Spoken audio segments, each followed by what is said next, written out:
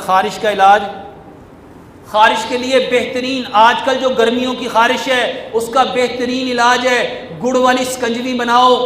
गुड़ वाली शिकंजवी बनाओ और उसमें सब्ज़ धनिया और सब्ज़ पुदीना रगड़ लो। एक चम्मच एक गिलास पानी में रगड़ा हुआ सब्ज़ धनिया सब्ज़ पुदीना वो मिला के सुबह दोपहर शाम पियो, बेहतरीन इलाज है। नज़र कमज़ोर है, नज़र कमज़ोरी का सबसे बेहतरीन इलाज, 3 काम करो। सबसे पहला काम मेरे मोहतरम भाइयों, सजदा लंबा करो। दूसरा काम, केले के साथ रात को दांत साफ करो। सुबह उठ के बिस्मिल्लाह पढ़ के सूरत फातिहा पढ़ के अपना सलाइवा अपनी आंखों के अंदर लगाओ। सूरत फातिहा पढ़ो, अपना सलाइवा लो, दोनों आंखों पे डालो, फिर सूरत फातिहा पढ़ो।